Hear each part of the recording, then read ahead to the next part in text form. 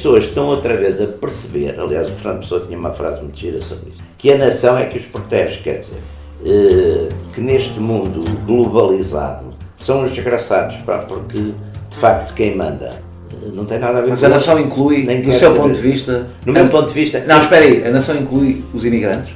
Fazem parte da nação ou não fazem parte da nação? A nação inclui todo aquele que se sente nacional e vou, cuja lealdade... Não está a responder à minha pergunta. Se a nação inclui os imigrantes integrados. A partir de agora, a economia é uma coisa muito séria, a ser dirigida pelos economistas e até pelos empresários. Os nacionalismos podem se entender, não têm necessariamente de se chocar. Se forem étnicos é difícil, não é? Mas não têm que andar à pancada.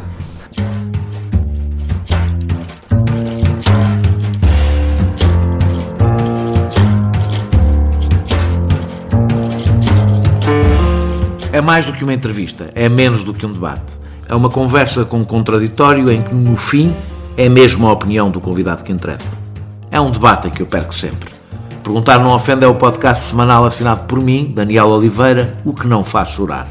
Quase sempre sobre política, às vezes sobre coisas realmente interessantes. Ouça e subscreva no iTunes, no Mixcloud ou na sua plataforma de podcast favorita.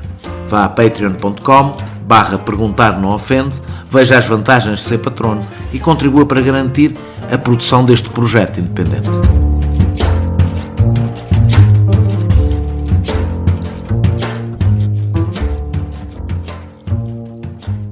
Os resultados de partidos de extrema-direita por essa Europa fora, o Brexit e a eleição de Donald Trump, têm sido metidas num mesmo saco. É a vitória do populismo. Um saco confortável que dispensa o debate e a análise. Se é verdade que os discursos da direita, que se apresenta como antissistémica, exploram uma clivagem entre a elite e o povo, o que a coloca no espaço difuso do populismo, que na direita corresponde sempre ao ataque a grupos sociais excluídos, como os imigrantes e as minorias étnicas, esta catalogação esconde mais do que revela. A xenofobia e o racismo sempre existiram na Europa. Os sentimentos de revolta contra a elite, seja ela política ou económica, também. Mas mudaram três coisas. A esquerda, que tinha um discurso organizado para os excluídos do capitalismo, deixou de falar para essa maioria social. A globalização e a integração europeia deram aos cidadãos um novo sentimento de impotência em relação ao seu próprio destino. E pela primeira vez desde o pós-guerra, os trabalhadores europeus e norte-americanos sentem que o seu futuro e o dos seus filhos será menos próspero do que no passado. O Brexit, o resultado de Le Pen ou a vitória de Trump representam coisas muito diferentes, mas todas têm em comum o incómodo com esta globalização. Os que veem nestes resultados o colapso da democracia deviam olhar para o copo meio cheio. É a democracia que nos está a avisar da insustentabilidade do caminho que temos seguido. Há mais de um ano, um grupo de estudantes de extrema-direita, o meu convidado diria que são da direita nacionalista, convidaram Jaime Nogueira Pinto para falar sobre o Brexit, Le Pen, Trump e populismo. Por reação de outro grupo de estudantes de esquerda, apoiados pela Associação de Estudantes e não contrariados pela direção da faculdade, o historiador de direita não participou na conferência. Hoje está aqui como meu convidado para o fazer. Num momento especialmente oportuno, quando Trump entrou em guerra comercial com a Europa e nos Estados Unidos, em Itália e na Alemanha, a imigração e a violação dos direitos humanos voltou a estar no centro do debate político. Obrigado, Jaime Nogueira Pinto, por ter aceito este convite que lhe fiz. E antes de entrarmos fundo no nosso tema, tem seguramente acompanhado as imagens que têm passado das crianças separadas dos seus pais e metidas em jaulas, que tem causado um grande choque no mundo. O que coincide, aliás, com a recusa de Itália a aceitar barcos com refugiados e de Salvini ter anunciado um censo para detectar ciganos ilegais para uma expulsão etnicamente dirigida. Não sente que os monstros do passado estão a regressar? Não sei se são monstros, quer dizer, eu acho que houve uma cultura no pós-guerra na Europa, nos últimos 70 anos, praticamente. Houve uma cultura política que se baseou essencialmente em que, quer dizer, numa primeira fase, os partidos, é evidente, os partidos reproduziram, as forças políticas reproduziram as forças saídas vencedoras, digamos, da Segunda Guerra Mundial. Portanto, os partidos comunistas, sobretudo na França e na Itália, tiveram ainda uma participação da esquerda. A esquerda intelectual, de facto, domina muito esse período. As forças depois do lado, enfim, liberal capitalista, no fundo, repartem-se por essencialmente duas famílias, uma família mais conservadora, religiosa, e uma família, digamos, mais liberal. E, portanto, isso é, digamos, aquilo que é permitido no eixo. Com o fim da Guerra Fria, os comunistas também, de certo modo, desapareceram, praticamente. Desapareceram uns agarrados ou passando para os partidos socialistas, outros passando nessa época, digamos, intelectualmente, como o Daniel estava a dizer, a esquerda deixou um bocado essa área justicialista, digamos, da sua cartilha, não é? Dos operários, até porque também foi havendo menos operários.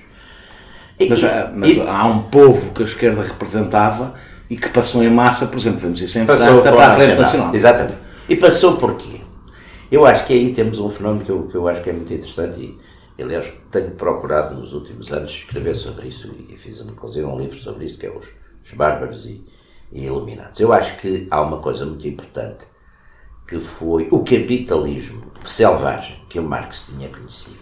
E esse capitalismo que depois, por diversíssimas razões, se reformou, se autorreformou, foi obrigado a reformar. O próprio risco do comunismo? O próprio risco, exatamente. Aliás, eu cito sempre dois exemplos que acho que são importantes. Primeiro é a reação Bismarck, não é? Que são as primeiras leis, primeiras legislações sociais, e que ele faz na altura até com a aliança e a complicidade de alguns elementos que vêm do Partido Socialista, não é? Na Alemanha, o tal socialismo catedrático e todas essas histórias.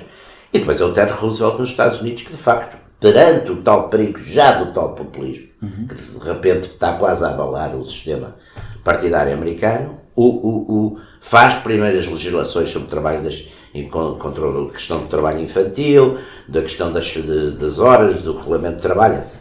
E depois também é evidente que a própria ascensão das classes médias na Europa, de certo modo, atenuou um bocado tudo isso. Os fenómenos do fascismo foram também muito interessantes, porque também apanharam uma parte, já no poder, apanharam e captaram uma parte exatamente dessas classes trabalhadoras em força, quer na Alemanha, quer na Itália, quer sobretudo na Alemanha, e portanto tudo isso de certo modo ficou, a ideia de nação com a Segunda Guerra Mundial, como o nacionalismo de certo modo foi resumido a uma sua manifestação, em meu entender, patológica, que foi o nacionalismo da Alemanha hitlérica. Agora deixa-me fazer esta pergunta, deixa-me desculpa interromper, é exatamente. Sim.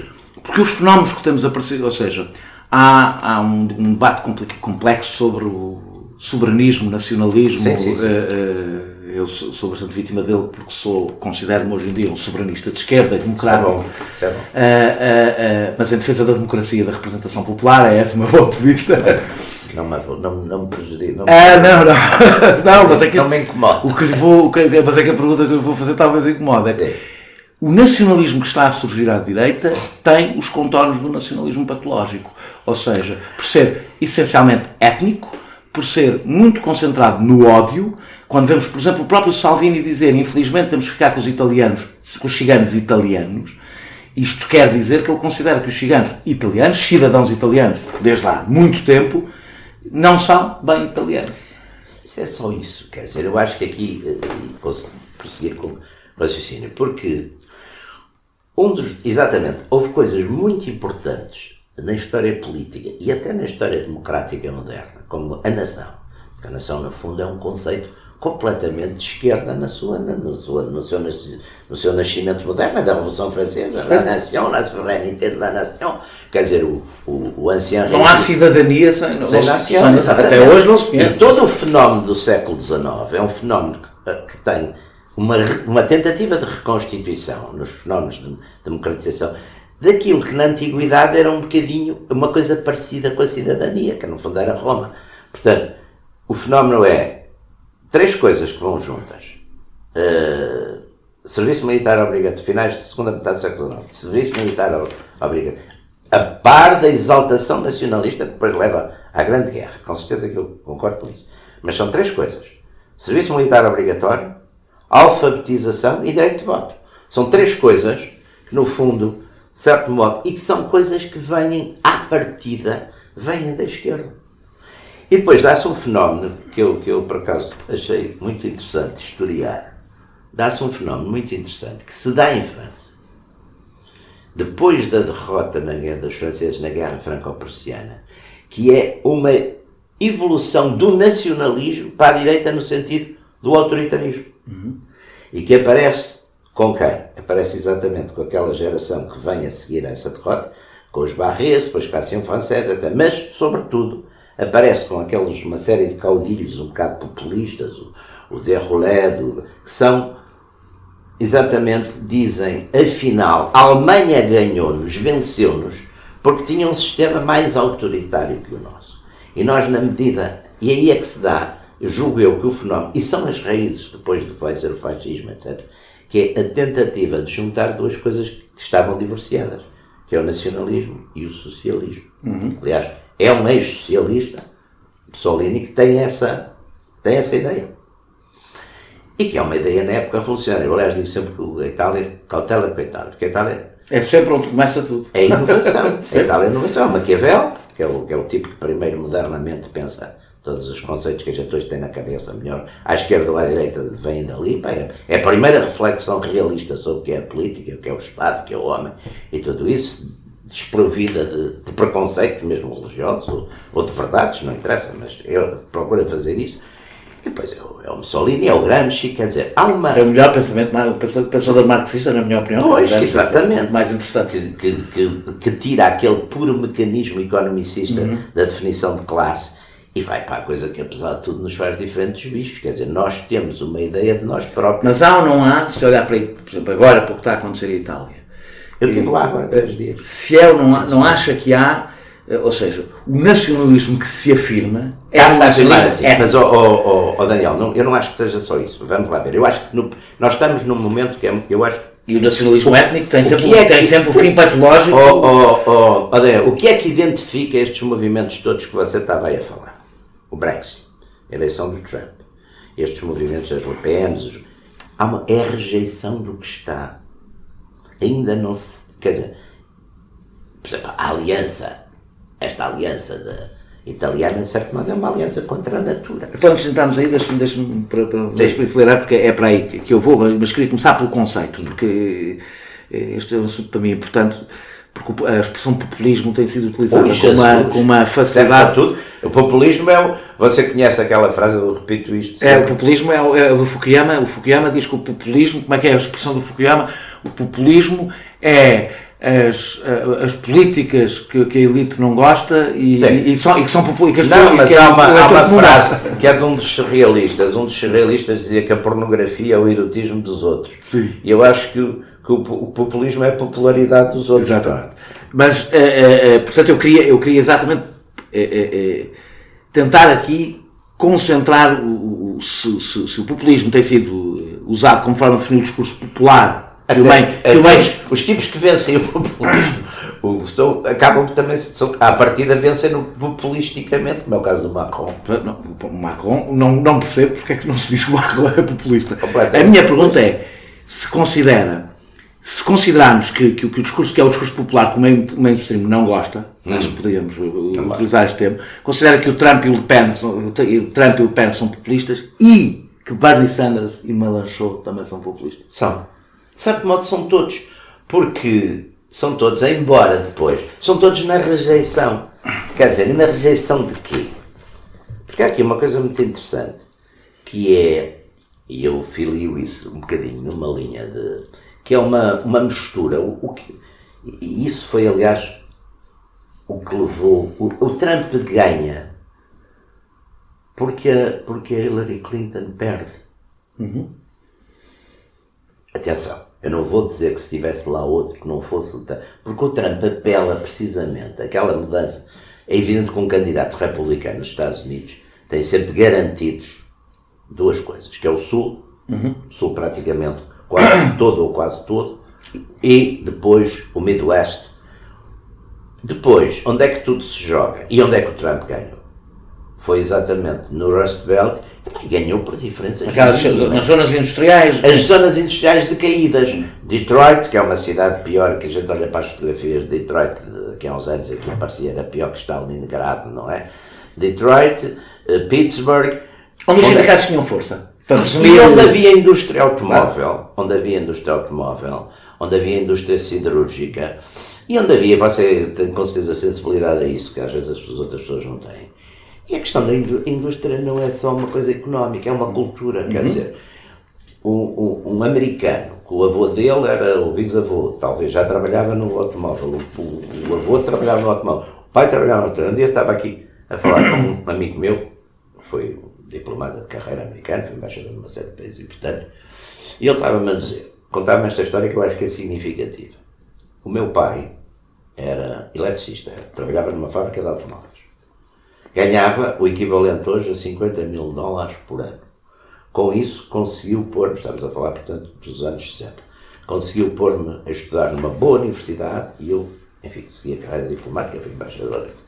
Hoje, as pessoas equivalentes a ele fazem pescados, ganham $18.000, $20.000, fazem pescados, estão numa bomba de gasolina. Portanto, essas pessoas estão revoltadas. E estão revoltadas contra quê? Quer dizer, estão revoltadas contra a globalização capitalista, ponto.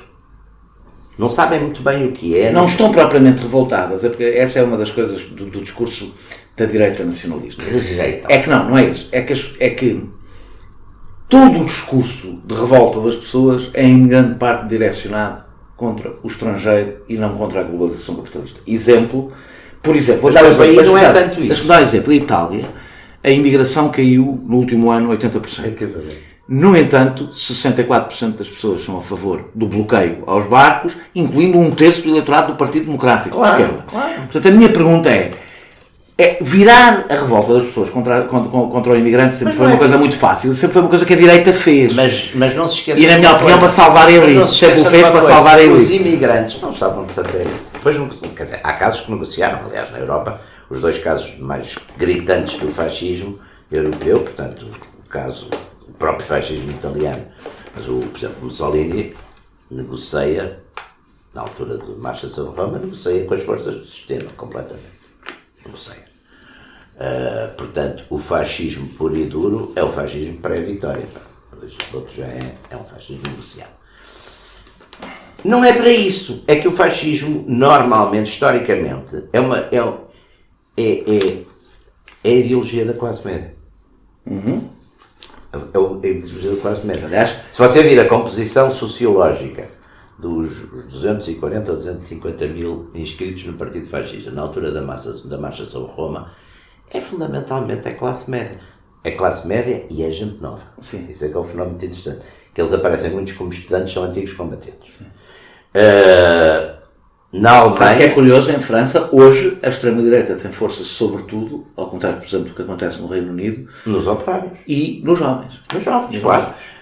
Aliás, há uma coisa, eu agora neste livro que republiquei, A Direita e as Direitas, eu acho que normalmente a imagem da direita, até porque a esquerda escreve mais, e a esquerda já antes do regime anterior ter caído já dominava intelectualmente. Aliás, nesse aspecto a história é gramsciana sempre. Não há, quer dizer, a não ser quando há uma invasão, está bem, mas esta é gramsciana, quer dizer, quem faz a cabeça à maioria das pessoas é que depois ganha, quer dizer, isso aí não há dúvida. E hoje é a direita liberal, do meu ponto de vista. Quem tem esse... Fez muito essa cabeça, mas a esquerda também tem alguma força. Acho que já tem cada vez. Não, porque a esquerda derivou muito para estas causas fraturantes dos direitos dos pequenos grupos e uma coisa que eu acho que é um bocado absurda, que é este igualitarismo, que não há contra as identidades. E a questão da identidade... Esse tem sido um debate bastante recorrente aqui neste podcast. Para onde eu queria ir um bocadinho também é isso. A gente tem que ver que Vamos lá ver. Quais são as grandes migrações da história do mundo?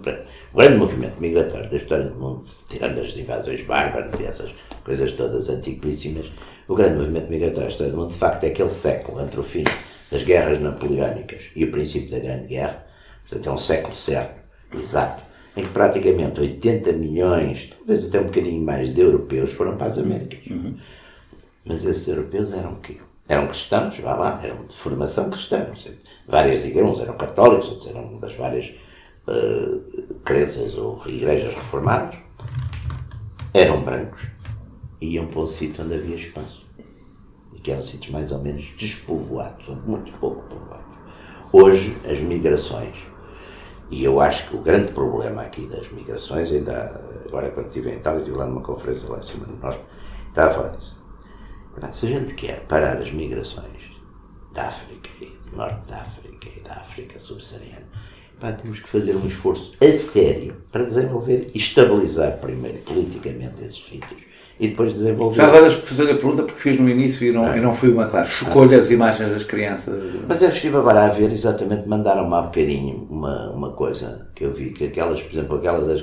Claro que eu tenho filhos e netos e sou uma pessoa, apesar das minhas convicções políticas, enfim, tenho um fundo, não, sou cristão, sou católico, apostólico, romano, portanto, dizendo agora ao contrário, os valores que o humanismo laico tem também são os meus. Aliás, vieram do meu lado. Mas isso não fez mudar a sua opinião sobre Donald Trump?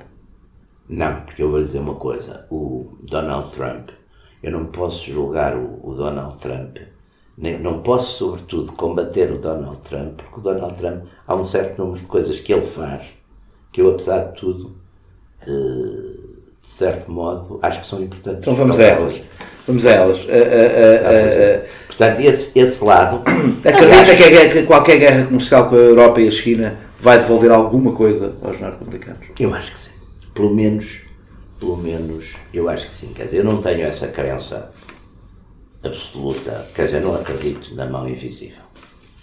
Não acredito nada na mão invisível. Quando a Guerra Fria acabou... É um assunto em que estamos de acordo. Quando a Guerra Fria acabou, eu disse e escrevi, eu acho que é listíssimo estar a dizer que disse e escrevi, mas disse e escrevi várias vezes. A partir de agora, a economia é uma coisa muito séria para ser tratada. Lembra-me daquela famosíssima frase do Clemenceau, não é? A guerra é uma coisa muito séria para ser feita, para ser dirigida pelos generais. E a economia é uma coisa muito séria para ser dirigida pelos economistas e até pelos empresários. É para ser dirigida pelos políticos. E portanto, não, mas é que aí, depois aqui há um equívoco muito grande, porque... Mas a minha pergunta é, se acredita que isto vai devolver... Eu não estou... Eu, que sou crítico em relação à globalização desregulada, vou-lhe chamar assim, a minha pergunta é se esta guerra que ele está a criar, que ele está... Ele está a cumprir o programa dele. Repara uma coisa, Daniel. Quais eram os três grandes déficits comerciais dos Estados Unidos? China, Alemanha e México. E são esses os targets do... Aliás, embora Donald Trump tenha... E tem a Europa também, não é? Está a fazer a guerra com a Europa. Sim, sobretudo é a Alemanha. Sim, a Alemanha. A Europa é a Alemanha. Hoje quer dizer, quem manda na Europa é a Alemanha, quer dizer, e estão todos muito contentes. Você já viu que a primeira coisa que qualquer governante europeu faz é ir falar com a senhora Merkel. É extraordinário também. Mas o Trump, portanto, esse ponto, quer dizer, esse ponto das guerras comerciais, repare, eu não tenho competência intelectual, eu sei do que sei, e sei alguma coisa de história, sei alguma coisa de política, e sei alguma coisa de filosofia política, sobretudo, mas a economia tem os rudimentos que a gente tem que ter, e até porque pronto, já tenho uma vida longa, tive alguma experiência das coisas, mas não sou um perito para entrar nos meandros. Agora, acho que, sobretudo, o que o Donald Trump está a fazer, e não é só o Donald Trump, é o Xi Jinping, é o Putin, são noutras escalas os Erdogans e companhia, o que eles estão a fazer, que é uma coisa muito curiosa. E é por isso que eles têm sucesso. Eles aparecem naquilo que é uma passagem que eu tive até a reler agora, por causa de uma coisa que estive a escrever. O Spengler, no segundo volume, e último, o segundo volume da Decadência do Ocidente é publicado já em 1923, na Alemanha, portanto, muito depois do primeiro e já depois da derrota alemã. E o Spengler, nas duas últimas páginas tem uma coisa, enfim, há imensa gente que faz profecias em história, mas tem uma coisa profética porque é aplicada em 1923, portanto mais ou menos há 100 anos, mas eu acho que calha perfeitamente agora. Ele diz: hoje quem tudo domina é o dinheiro. E é o dinheiro, e lá vai para o tal, na tradição alemã, o bom capital e o mau capital. O bom capital é o capital industrial, o mau capital é o capital financeiro, não é? Que é o que anda assim pelo mundo sem... E ele diz isto: o dinheiro, como é fungível, toma conta de tudo. Toma conta da agricultura, toma conta da indústria, toma conta de tudo. Ora bom, esse poder enorme do dinheiro, que ninguém sabe também muito bem onde está e de onde vem, não sei, os únicos que vão ser capazes de lhe fazer frente, e ele usa esta expressão, são os novos Césares. Mas o que eu acho... Os novos Césares, hoje, eu acho que o fenómeno, bem ou mal, as multidões, chamemos assim, desprotegidas e que não percebem bem, mas sei lá, ficam sem casa porque o banco, como aconteceu nos Estados Unidos, não conseguem pagar as amortizações, porque já herdaram aquilo. Quer dizer, enfim, essa gente já viu que o tal sistema, não é? Que podem não ter grande consciência, mas não querem isso. E estas figuras, eu agora vou dizer uma coisa, bem ou mal, eu não sei, naturalmente até podem ser, pode ser que não seja nada disso. Aliás, aquela coisa muito engraçada do Trump, mas isto sempre aconteceu quando as pessoas, mas o Trump é um milionário, ou não sei. Não é só ser um milionário. Se nós repararmos, várias das medidas que Trump tomou, por isso é que eu acho que ele é, desse ponto de vista, e eu acho que, aliás, a melhor estratégia do Bernie contra o Trump é a do Bernie Sanders. Era, mas eu não sei se o Bernie, mas eleitoralmente eu não sei se o Bernie Sanders não é, mas já estou a dizer, isso não sei. Eu estou a dizer, a estratégia que ele hoje usa para criticar a administração de Trump é dizer que ele é um engodo. E uma das razões que diz que é um engodo é o festim fiscal, ou seja, uma das primeiras medidas do Trump não foi combater esse poder financeiro, pelo contrário, foi dar. Mas ele conseguiu. Os mercados reagiram magnificamente à vitória do Trump. Temos, aliás, o CEO da Goldman Sachs já várias vezes expressou a sua admiração por Donald Trump. Por isso é que e o Donald Trump levou. Na realidade, Donald Trump, em vez de atacar as elites que prometeu atacar, quem tem atacado é os mexicanos. Basicamente, os imigrantes mexicanos. Mas não é esse o fenómeno. Agora repara uma coisa, aqui que é muito importante. Por exemplo, a economia nunca correu tão bem. A economia americana. Olha, o desemprego está nos pontos mais baixos. Mas como sabe, a desigualdade depois da crise não foi reposta. Mas mesmo assim, a grande desigualdade, apesar de tudo, foi criada aí. Foi criada nestes anos, exatamente onde estivemos. E não reduziu. Os Bush, os Obamas, etc. Porque, por exemplo, há um fenómeno muito interessante. Eu não tenho essa estatística, mas tenho mais ou menos a coisa. Uma das coisas mais de desigualdade mais grave é que, por exemplo, aqui há 50 anos, numa empresa americana, na média das empresas americanas e talvez europeias, a diferença entre ganhava os administradores, os CEOs, e o que ganhavam os trabalhadores, os operários, era 20 vezes. O leque salarial, hoje, a média vai 200 vezes. E claro que vai a muito mais. Portanto, e isso também, a meu entender, é consequência da tal globalização que faz. Não é preciso irmos para a América. Você, hoje em dia, voltando àquele exemplo que eu estava a dar há um bocadinho, de quem governa a economia. Vamos pôr um empresário e o seu economista, o seu CFO, o seu Chief Financial Officer. O homem tem uma fábrica de sapatos, por exemplo, no distrito de Braga. Paga com os salários, taxas, coisas sociais e não sei o que, custa-lhe à volta de 1.200 euros cada unidade, cada trabalhador. E o jovem fez o Excel, fez umas contas e disse, aqui é um sítio que é o Camboja, onde se podem fazer estes sapatos e cada unidade custa-nos para aí 100 ou 120, coisa com a vantagem que não fazem greves, não sei o quê, porque trabalham 12 horas por semana, e diz, senhor não sei quantos, senhor Figueira, ao senhor não sei o quê, vamos pôr, e diz, ponha, veja, faça as contas, ponha. E como isto não está regulado, é verdade, mas a verdade é que como está regulado, os tipos de coisas ficam sem... Curiosamente, a guerra comercial com a Europa de Trump não tem nada a ver com isso. Está bem, mas eu só estou a dizer... Ou seja, uma coisa é um proteccionismo social, outra coisa é um proteccionismo de outro tipo, não é? Do efeitos da desigualdade. Portanto, o que é que está a acontecer? E eu acho que aí é que voltava a reentrar naquela coisa inicial. As pessoas estão outra vez a perceber, aliás, o Fernando Pessoa tinha uma frase muito gira sobre isso, que a nação é que os protege, quer dizer, que neste mundo globalizado, que são os desgraçados, porque de facto quem manda não tem nada a ver com isso. Mas a nação inclui, do seu ponto de vista... No meu ponto de vista... Não, espera aí, a nação inclui os imigrantes? Fazem parte da nação ou não fazem parte da nação? A nação inclui todo aquele que se sente nacional e cuja lealdade... Não está a responder à minha pergunta. Se a nação inclui os imigrantes integrados. Se um imigrante... Agora, se for um imigrante de um país, não sei, muçulmano, que chega, que mantém os seus hábitos, que não é leal à França, que não quer saber da França para nada. Aliás, normalmente nem problema. É preciso também que a França queira saber alguma coisa para dele. Pronto, mas aí... É que essas coisas têm dois lados. Agora, isso aconteceu ou não aconteceu? É porque o problema, por exemplo, da imigração na Europa, e você sabe isso também como eu, os imigrantes, por exemplo, a França, no princípio do século passado, estava cheia de polacos, estava cheia de italianos, integrou-os todos. Como sabe, por exemplo, não estou a falar da França, por exemplo, a Inglaterra.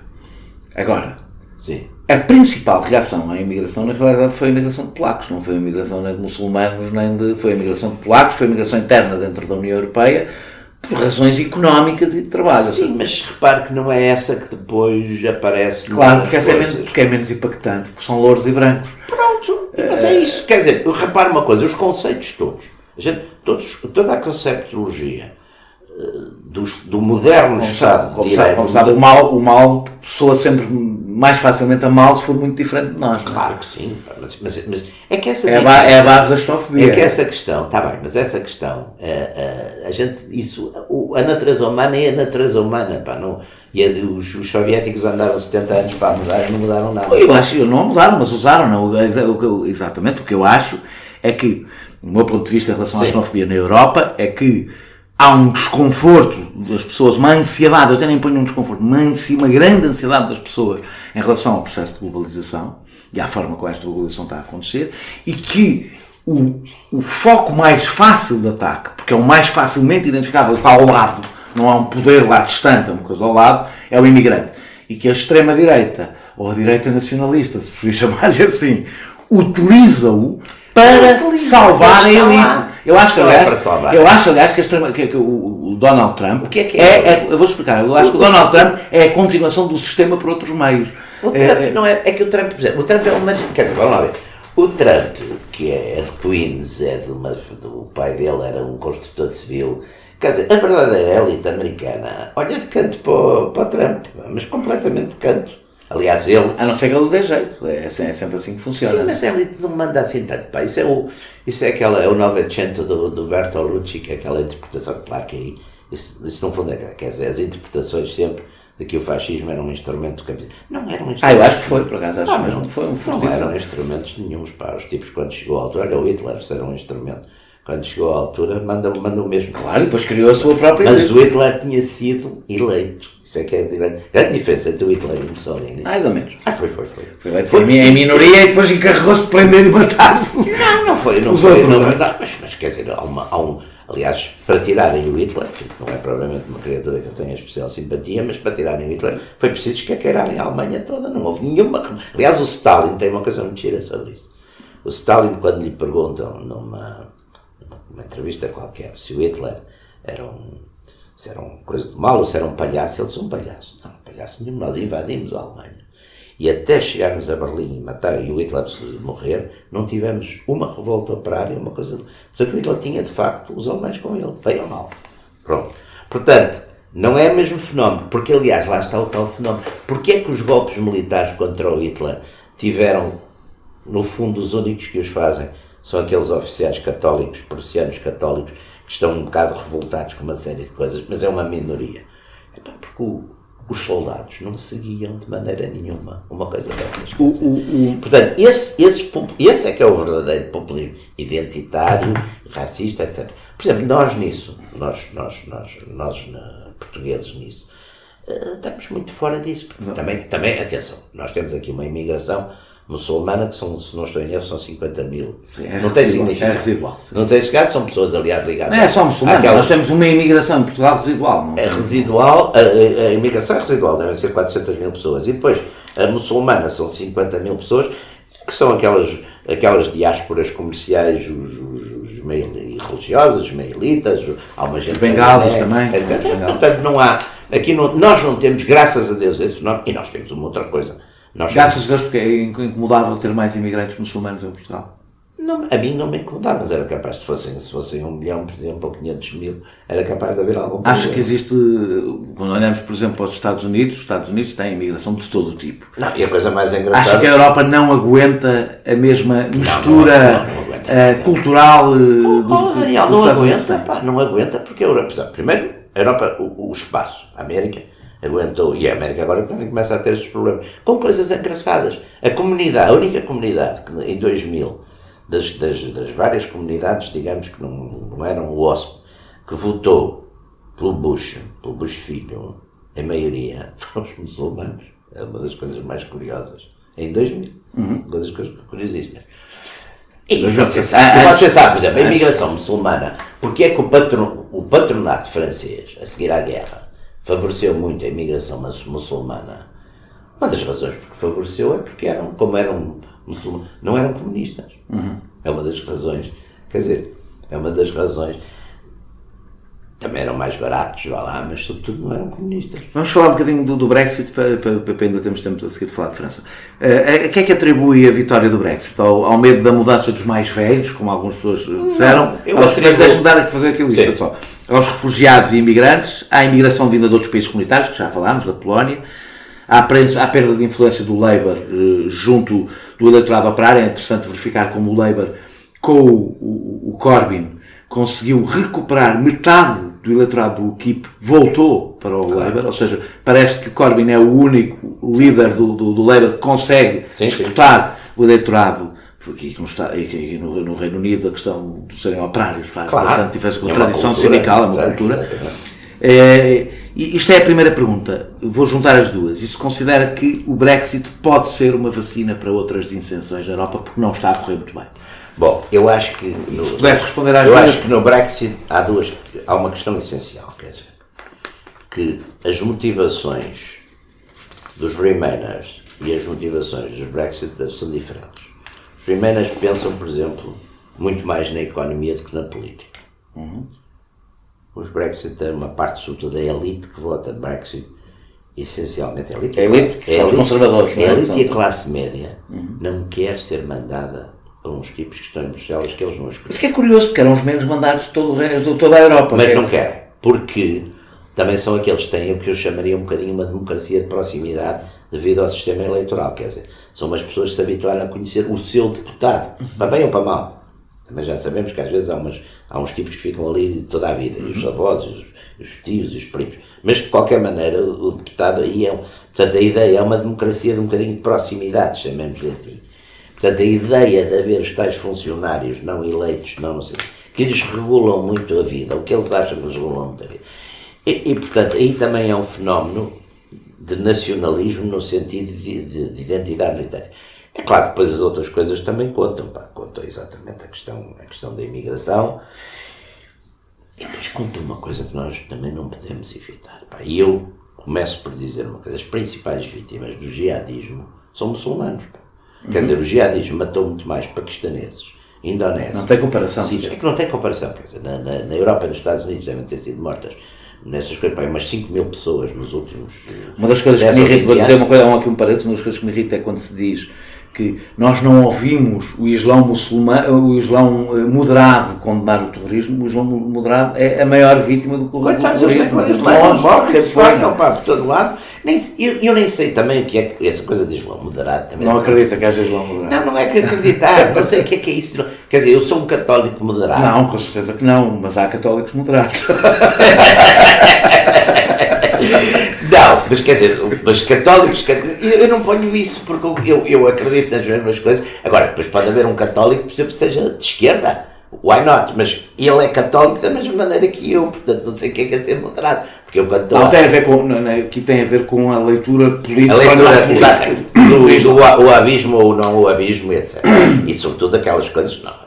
Aliás, esse radicalismo religioso com interferência na política não é só no mundo muçulmano, quer dizer, os evangélicos são um exemplo, alguns grupos evangélicos estão nos Estados Unidos que no Brasil são um bocadinho exemplo também disso. Portanto, são interpretações.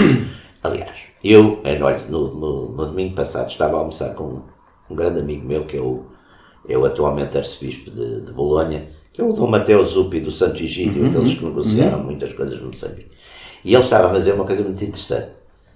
Ele dizia, a maior proteção para o laicismo na Europa é a Igreja Católica, que foi aquela que se habituou a viver há muitos anos. As pessoas ficam chocadas quando eu digo isto, mas eu concordo. Eu também. Eu concordo por uma razão. A Igreja Católica. Nós com a Igreja Católica sabemos o que é que contamos. Não, e como é uma eu sou um ateu e digo... E além disso é uma estrutura. A Igreja Católica tem uma coisa... Tem uma estrutura de poder organizada. Não, e é uma estrutura de mediação. Eu toda a vida... Eu enfim, conto várias vezes esta história, que para mim é uma história muito importante.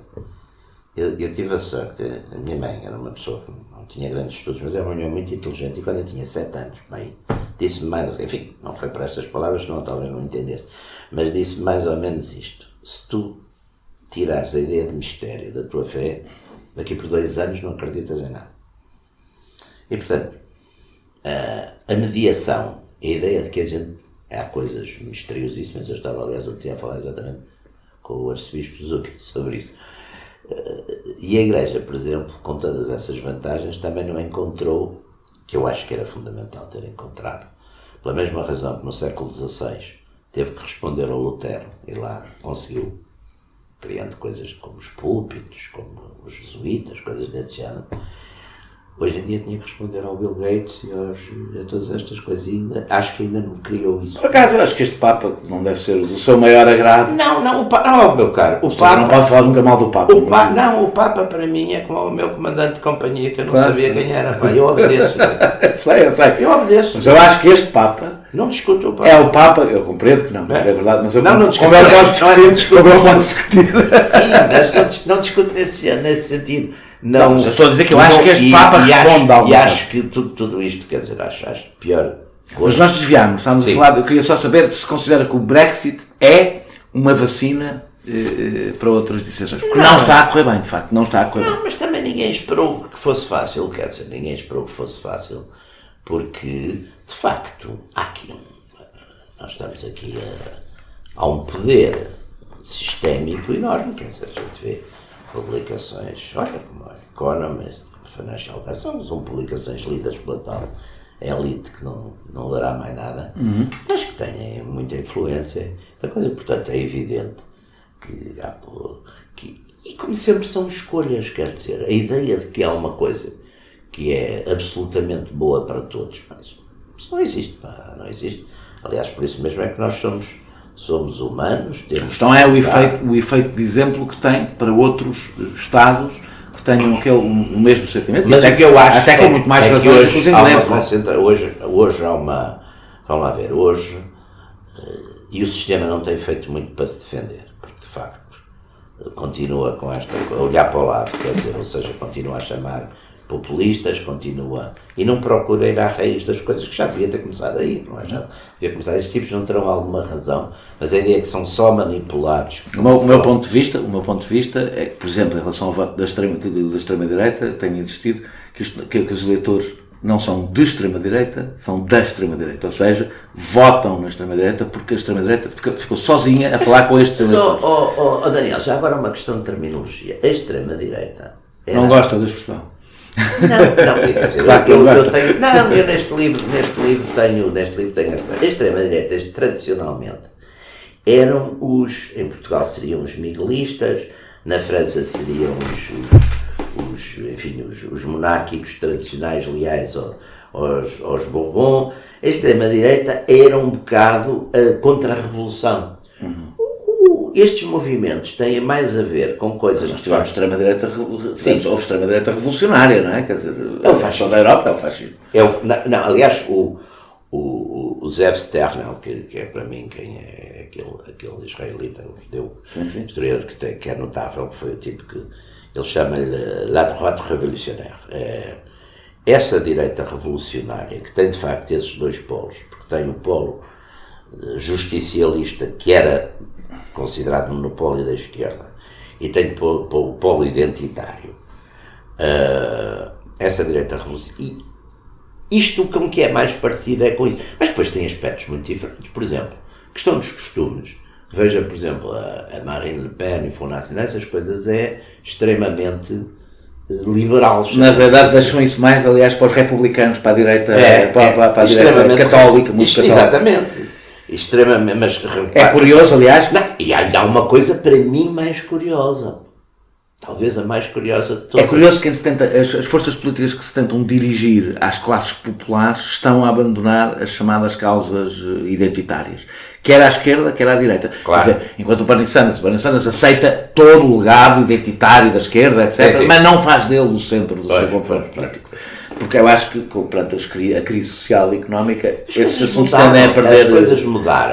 As coisas mudaram e há depois uma coisa aí curiosíssima, quer dizer, que eu acho, por exemplo, deu-se no Front National, aquela passagem, por exemplo, que é de facto uma passagem direta e rapidíssima, até porque o Partido Comunista Francês, o PCF, deixa assim, e o Front National sobe. E sabe qual que é assustador? É perceber que o mesmo fenómeno está a acontecer com os socialistas, ou seja, à medida que os socialistas vão cair da Frente Nacional, ou seja, depois de ter comido o eleitorado comunista, estão a começar abaixo da classe média empobrecida, se calhar. Agora, há um fenómeno aí que é muito interessante. Eu, uma vez que num desses meus programas com o Ruben, rimos imenso que o Ruben estávamos a falar exatamente das mudanças de identidade política, e quanto isso, enfim, de certo modo era traumatizante, e o Ruben disse, olha, por exemplo, um operário fabril, em França, um operário fabril, que toda a vida votou no Partido Comunista e agora vota no Front Nacional. Eu disse ao Ruben, isso não é operário fabril, é um operário febril. mas há muitos operários febris. Completamente, mas quer dizer, esse cruzamento tem a ver, acho eu, com a tal ideia de que há um sistema que as pessoas não conhecem muito bem.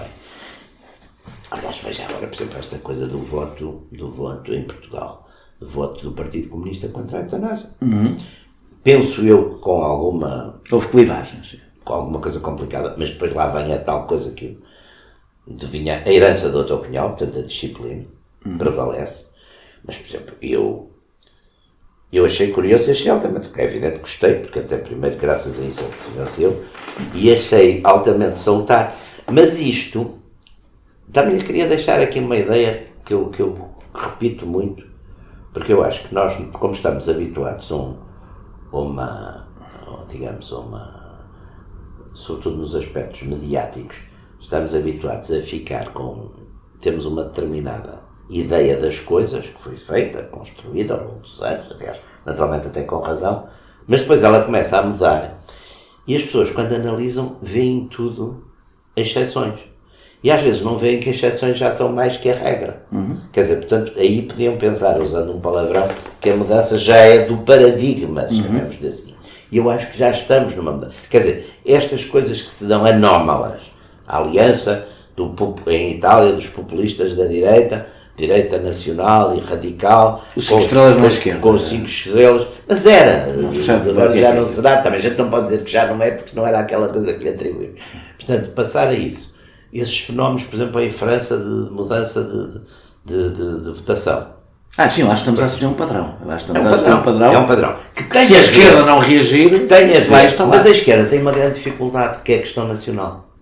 Porque a esquerda continua ainda a ser internacionalista. Quando defende o poder democrático dos cidadãos de um país, isso inclui os ciganos, inclui os imigrantes, inclui toda a gente que viva nesse país e que contribua para esse país. Mas que viva nesse país e tenha a identidade desse país. Não, mas exatamente a diferença do soberanismo é que o soberanismo não se baseia numa ideia de identidade.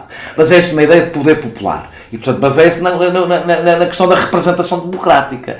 Mas a representação democrática... E, portanto, eu acredito que não existe. Nós temos aqui uma divergência. Eu acredito que não existe uma identidade nacional.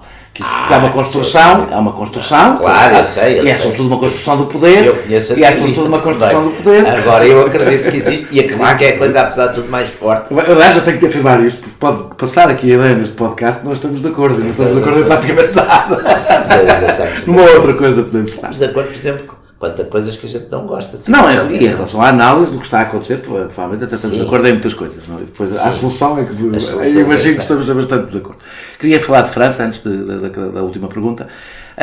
No confronto entre Macron e Le Pen, ajudou a narrativa, construiu-se. Este confronto contribuiu para reforçar uma narrativa que já se tinha instalado, entre que a clivagem já não é entre a esquerda e a direita, é uma clivagem entre o que está aberto ao mundo e a globalização, entre que se encerra, entre o que está aberto ao mundo e aceita a globalização e os que se querem encerrar na nação. Isto tem a ver com tudo o que estávamos a falar agora. Concorda que é esta a nova dicotomia ou acha que a dicotomia esquerda-direita continua a ser? Não, eu acho que a dicotomia, operativa. Se a gente quiser chamar a isso a esquerda e a direita, não é, porque há uma esquerda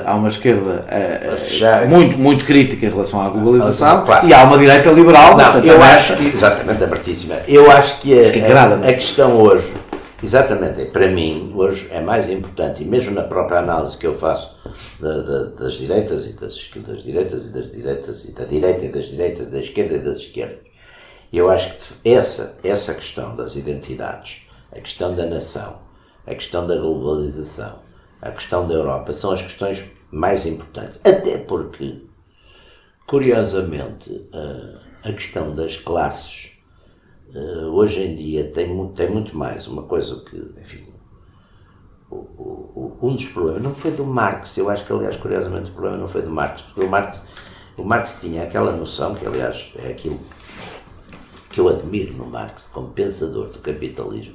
Marx tinha a noção que o capitalismo era uma coisa altamente subversiva e que estava sempre, de certo modo, a autodestruir-se, quase. Porque pôs como topo de valor a ideia do lucro. A ideia do Estado Social foi o primeiro termostato, verdadeiro termostato que foi criado no capitalismo, pois, ou seja, que o impediu da sua autodestruição. Claro, exatamente, é isso, a limitação. Mas o capitalismo em si, aquele capitalismo de que o Marx falava e de que ele viu muito bem os mecanismos e que ele admirava, de certo modo, porque no fundo também era esse espírito revolucionário do capitalismo, só que é um revolucionário que não é dirigido para valores que eu chamaria éticos ou humanos, é dirigido para uma coisa chamada lucro. E, curiosamente, os próprios grandes defensores do capitalismo não o defendem por isso, defendem porque dizem que cria, apesar de tudo, um sistema que é eficaz contra as tiranias.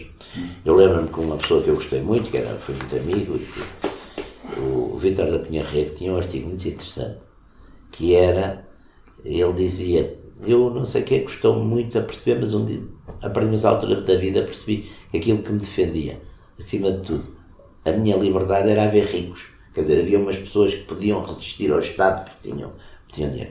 Eu não tenho essa ideia. Até porque não é verdade. Eu não tenho essa ideia porque é mentira.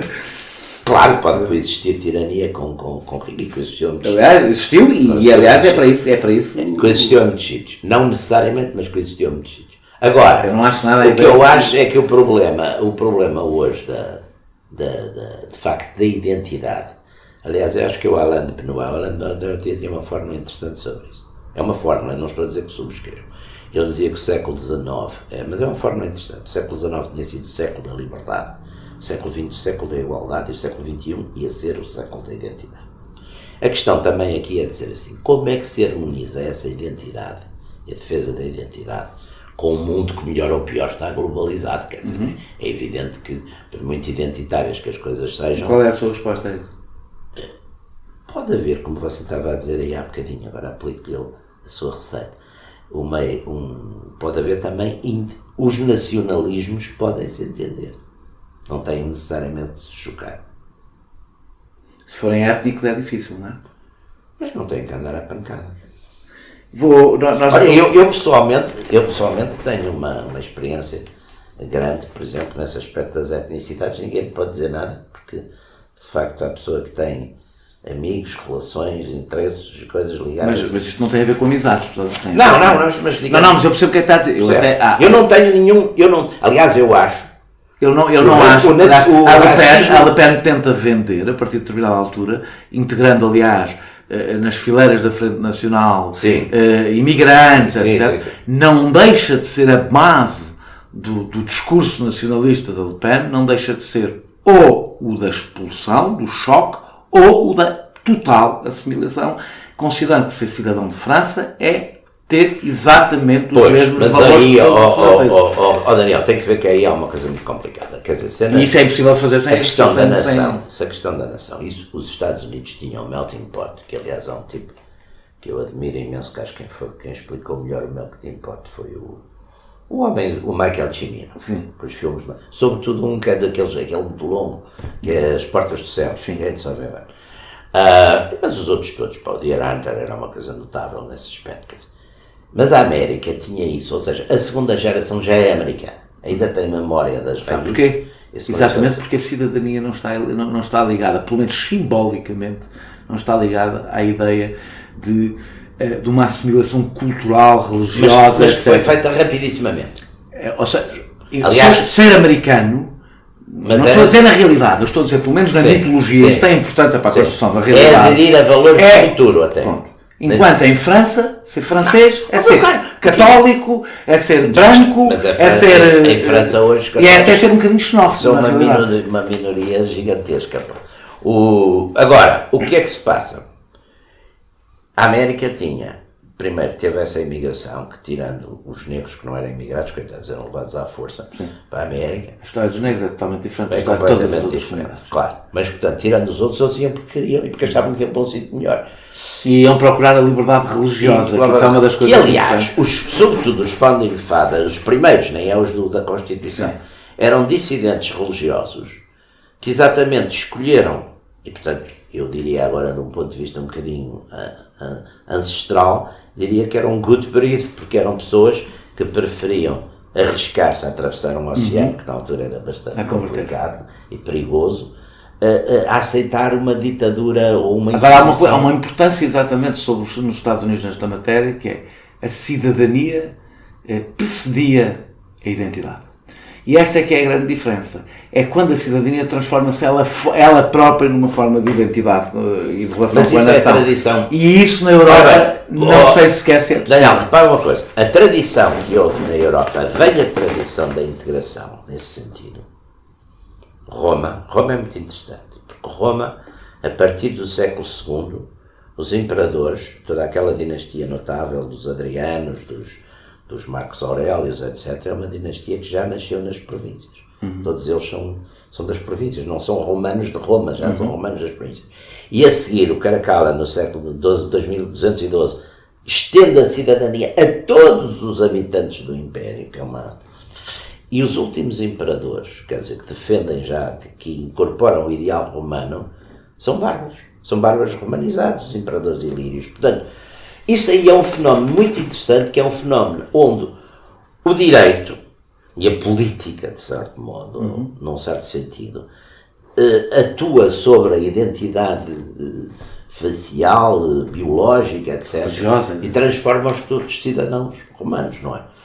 É nesse sentido que eu sou um soberanista, percebe? Por isso é que eu digo que ora bem, isso eu recuso a ideia da identidade nacional. Mas isso hoje na Europa é tão difícil?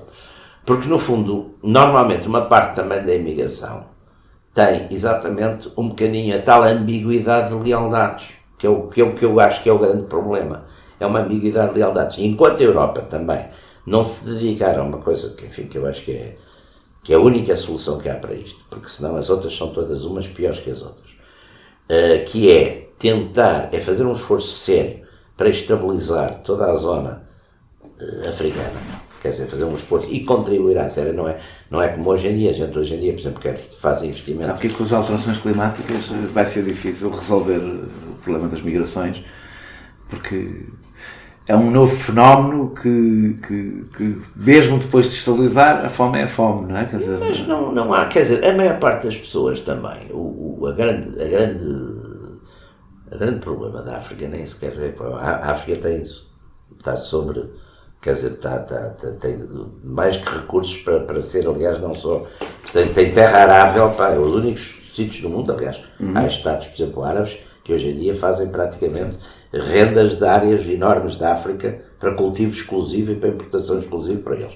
Portanto, a África tem, aliás, quando a gente faz aquela coisa clássica da enumeração dos recursos africanos, de facto é o oil and gas, é as coisas minerais e depois, muito importante, é água e terra arável em enormes quantidades e que não foi ainda aproveitado. Agora, o que é que falta em África? Deve-se dar estatalidade. E a estatalidade é que traz a estabilização às áreas, quer dizer.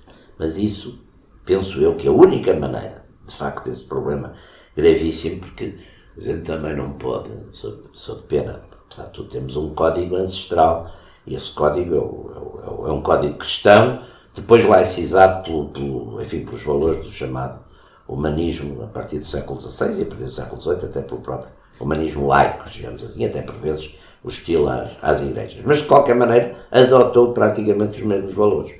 Ora, portanto, contra esses valores a gente não pode, portanto, fazer barreiras de, sei lá, como agora se está a fazer aí. Sabe que eu acho que os valores do Islão não são muito distantes dos valores do cristianismo. Não, o de Deus... Não, eu também não acho. Não há uma mundividência diferente dos cristãos. As religiões monoteístas são muito parecidas. São muito parecidas porque, quer dizer, como todas têm, no fim e ao cabo, apesar de tudo, uma certa ideia do homem quer dizer, que é uma reprodução de Deus, de certo modo. Embora aí Deus, por exemplo, Deus do Antigo Testamento seja um bocado complicado, não é? Porque estava sempre a mandar pancadas, era um bocadinho como a mãe do Woody Allen, estava sempre a intervir, não é? Aquela mãe do Woody Allen... Sim, lembro. Esse Deus, eu acho que, embora esse seja diferente, mas acho que exatamente Agora, a politização, porque as igrejas, é uma coisa que algumas pessoas aí dizem, que as guerras religiosas, as grandes guerras do século XX foram feitas por ateus, Stalin, Hitler, coisas eram ateus, não eram... Já não havia igrejas fortes para fazer as religiões, não é? Mas curiosamente, na Alemanha... Fazer as guerras. Mas na Alemanha, o Hitler, na Alemanha, teve sempre muito cuidado em não atacar, nem perseguir. As igrejas continuavam a ser muito poderosas, as igrejas protestantes e católicas. Para terminarmos, nós acabamos sempre com uma pergunta que não é sobre propriamente sobre o tema, e esta é evidente que eu não podia fazer todo este podcast sem falar do tema que falei na introdução. A Associação de Estudantes da Faculdade de Ciências Sociais e Humanas boicotou a sua conferência por considerar que ela era uma propaganda ideológica dissimulada de cariz e de cariz inconstitucional. Sem regressarmos à polémica, não quero regressar a ela, até porque não temos tempo para isso, e sendo evidente que impediu de falar foi inaceitável, tenho de lhe fazer uma provocação sem qualquer acritério. Não é estranho que alguém que nunca se distanciou de um regime que promovia a censura exigiu liberdade de expressão que não defendeu para os outros?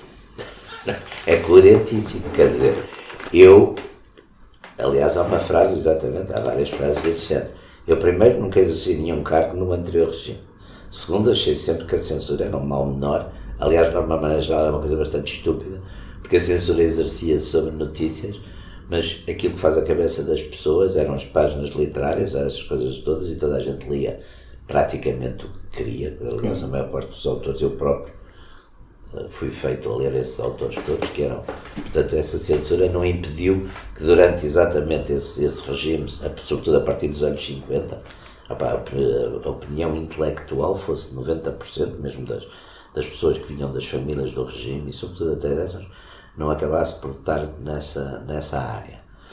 E o que eu acho é que é extraordinário, aliás, além disso achei que foi completamente estúpido pelo efeito que produziu, porque eu, se fizesse a conferência, faço conferências em todos os sítios. Até tenho, como você sabe, tenho um programa semanal Mas eu estava a falar aqui da questão de princípio, que é... A questão de princípio não podem, quer dizer, com certeza, mas essa é a sua posição, foi sempre a sua posição de princípio em relação aos outros. Não, eu acho que no Estado Novo, sobretudo com a Guerra da África, havia aquilo... Eu não discordo da posição de princípio, eu concordo consigo na posição de princípio. O que eu acho é que aquilo que o Estado Novo, sobretudo na fase final, e para isso fazia algum sentido, fazia um bocadinho, aliás, o Marcelo Caetano, naquela maneira de arranjar uma maneira para justificar a substância de uma outra forma, fez aquela coisa, lembra-se que restabeleceu as coisas e fez logo um decreto suspendê-las por causa do estado de guerra, que está as democracias de guerra, que foi a Inglaterra e os Estados Unidos na Segunda Guerra Mundial, que fizeram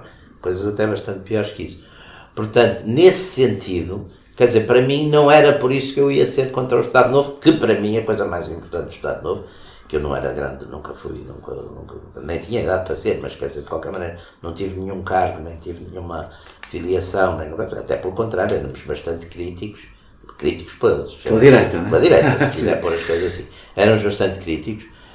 Em relação a isso, nós éramos de facto pela defesa do que então se chamava o Império, ou para Amaro, essa coisa toda. E portanto, dentro desse sentido, justificávamos essas medidas, chamemos assim, limitativas das liberdades, da expressão das liberdades. Hoje em dia não é o caso. Aqui não tivemos nenhuma limitação à liberdade. Não, graças a Deus. E muito obrigado por ter aceito o meu convite. Para a semana regressamos com outro convidado. Este podcast é produzido por João Martins, a música é de Mário Lajinha e a ilustração de Vera Tavares.